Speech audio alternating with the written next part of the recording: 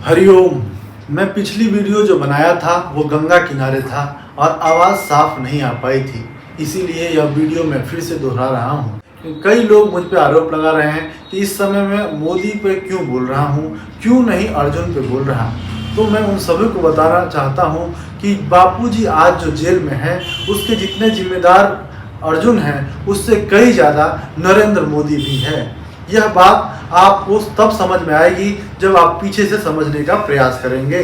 जब गुजरात में 2002 में दंगा हुआ था उस समय मोदी ने अपने आप को सेकुलर साबित करने के लिए गुजरात में शहर सौंदर्यकरण के नाम पे करीब 200 से अधिक मंदिर तुड़वा दिया था। उस समय प्रवीण तोगड़िया और बापूजी के कुछ साधकों ने इसका विरोध कर दिया था। मोदी जी को तब से यह बात खटक गई थी कि बापू के लोगों ने क्यों मेरा विरोध किया। बापू ने जबकि उसको प्रधानमंत्री पद का आशीर्वाद दिया था और उसको बताया था कि तुम प्रधानमंत्री बनोगे, जिसका परिणाम स्वरूप वो प्रधानमंत्री बना भी। लेकिन उसके मन में इस बात का द्वेष पल गया कि क्यों बापू के लोग ही हमारे विरोध कर रहे हैं, बापू ने इसको क्यों कुछ नहीं कहा। तो बापू जी से उसने उनके मन में बदला की भावना आ गया।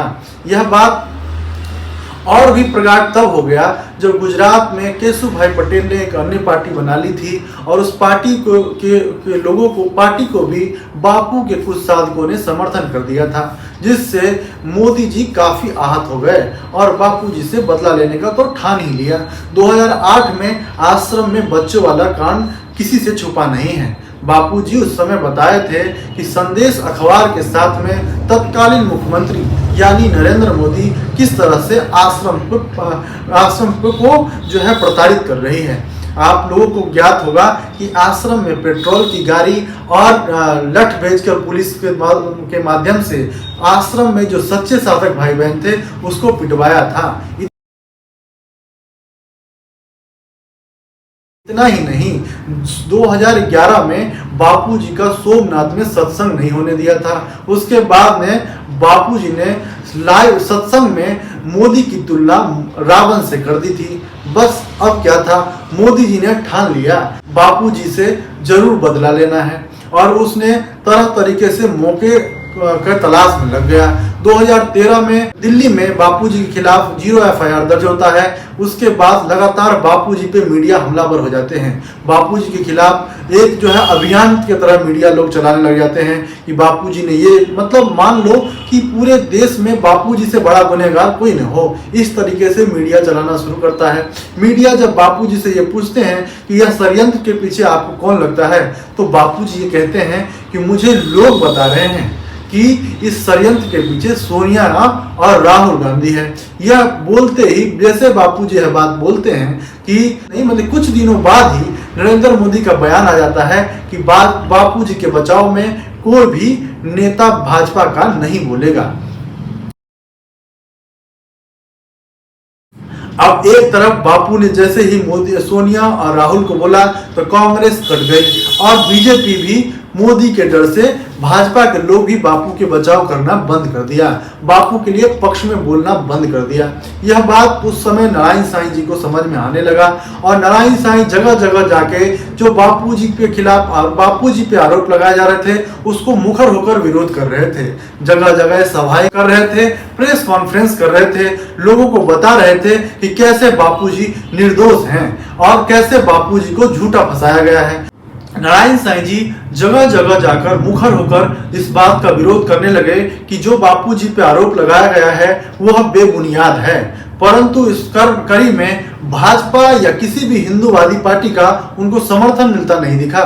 तो उन्होंने 2011 में एक पार्टी बनाई थी जिसका नाम ओजस्वी था। उन्होंने उस पार्टी को 2014 में उतारने की ठान ली और यह बात जंतर मंतर से उन्होंने घोषणा कर दिया। आप सभी को पता है कि बापूजी के जो साधक हैं वो शुरू से ही भाजपा का वोटर रहे हैं, क्योंकि बापूजी हिंदुत्व और धर्म की बात करते हैं और भले ही भाजपा आप झूठ बोलती हो परंतु भाजपा की जो है दिखावा है, परंतु वो भी हिंदुत्व की बात करती रही है, जिससे साधक प्रभावित रहते हैं और बापूजी के साधक चाहते हैं कि बीजेपी की सरकार मिले।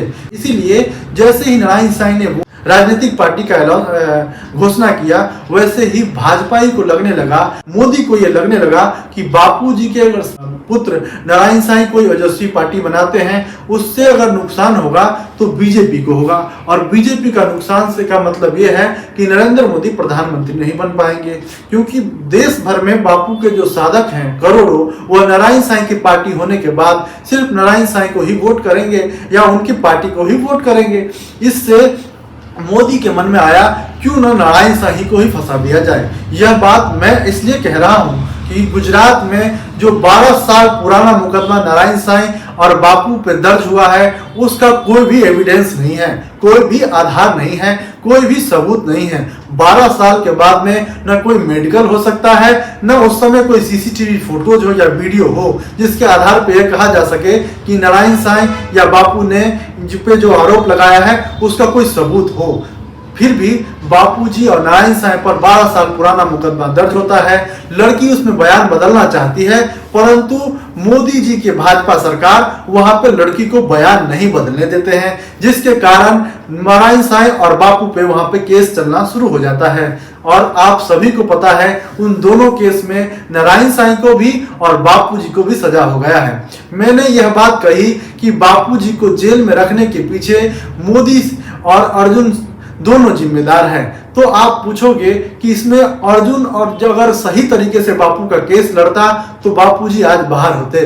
बात आप सही कह रहे हो, परंतु यह बात भी इतना सत्य है कि राजस्थान में जो बापूजी को सजा हुआ है, उस सजा में बताऊं कि उस सजा में अगर अर्जुन कितना भी गलती तरीके से लड़ लेता, कितना भी गलती करता, परंतु नरेंद्र मोदी उस पॉस्को के प्रावधान में चेंज नहीं करते जिसमें 7 से 10 साल की सजा थी, उसको अगर वो टिल डेथ या उम्र कैद नहीं कर देते तो आज बापूजी हमारे बीच अवश्य होते। तो जितना अर्जुन जिम्मेदार है, आपको इस बात से अंदाजा लग गया होगा कि मोदी भी उतना ही जिम्मेदार है। बापूजी को उपचार करने के लिए भी पैरोल या जमानत नहीं दिया जा रहा है। कहने को देश में हिंदुवादी की सरकार है, लोग साधक अभी भी उछल उछल कर भाजपा की गुणगान किए जा रहे हैं, परंतु उनको यह बात नहीं पता कि यह जो पार्टी है यही बापूजी को जेल में रखना चाहती है। यह बात मैं ही नहीं कह रहा हूं। गुजरात के पूर्व गृह मंत्री प्रदीप सिंह जडेजा का कहना है कि राजकीय प्रबल इच्छा शक्ति के कारण आसाराम बापू को और नारायण साईं को हाई कोर्ट से, सेशन कोर्ट से और सुप्रीम कोर्ट से जमानत नहीं मिल रही है। मतलब यह स्पष्ट होता है कि यह जो बात भाजपा के दिल में है वो आपके बीच में आ गई है कि भाजपा जो है बापूजी को जमानत नहीं होने दे रहे हैं। आसाराम आसाम ने जमीन कोने आपी थी माननीय अध्यक्षश्री, તમારા કોંગ્રેસના વખતમાં આપી હતી માનनीय અધ્યક્ષશ્રી। એ વખતે તમને આશીર્વાદ લેવા માટે સારા લાગતા હતા માનनीय અધ્યક્ષશ્રી। અધ્યક્ષશ્રી, આ ભારતીય જનતા પાર્ટીની સરકાર છે કે જેણે ચાંદખેડાની અંદર બનાવ બન્યો હતો। આ બનાવમાં FIR 218/2013 થી જે સેક્શનો 376B ને લગાડેલી એના આરોપીઓની માનनीय અધ્યક્ષશ્રી ધરપકડ કરી છે। આજે પણ સેશન કોર્ટમાં જામીન નથી મળ્યા, હાઈકોર્ટમાં જામીન નથી મળ્યા, સુપ્રીમ કોર્ટની અંદર જામીન નથી મળ્યા। કડકમાં કડક અને સખ્તાઈથી માનनीय અધ્યક્ષશ્રી આ કાયદાના અમલ માટે અમે માનनीय અધ્યક્ષશ્રી છેક સુધી લડી રહ્યા છીએ। માનनीय અધ્યક્ષશ્રી, બીજો સુરતની અંદર બનાવ બન્યો, એ સુરતના બનાવના જહાંગીરપુરા પોલીસ સ્ટેશનમાં પણ માનनीय અધ્યક્ષશ્રી એમાં પણ 376 ને જે બાકીની સેક્શનો લગાડેલી છે, આ બંને ગુના ક્લબ થઈને હાલ માનनीय અધ્યક્ષશ્રી એ કાર્યવાહી માનनीय અધ્યક્ષશ્રી ચાલે છે।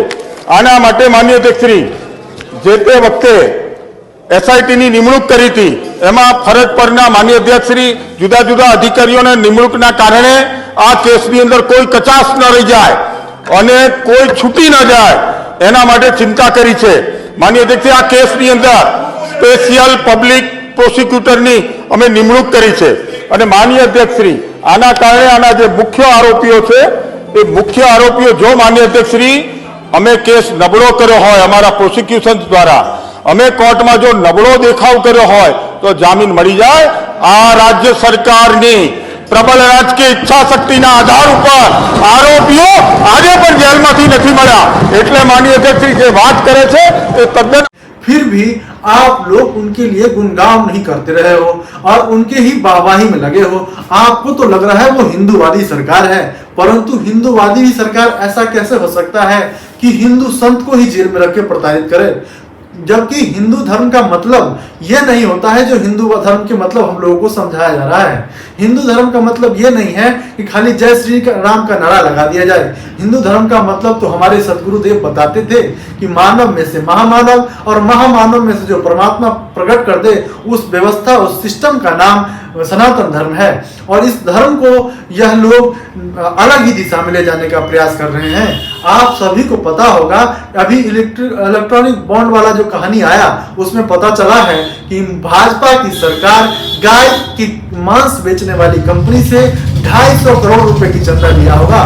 तो आप अंदाजा लगा लीजिए कि 250 करोड़ रुपए जो कंपनी चंदा देती होगी गाय काटने वाली, वो कितने गायों को मारी होगी, तब तो इतने पैसे भाजपा को चंदा दे रही है।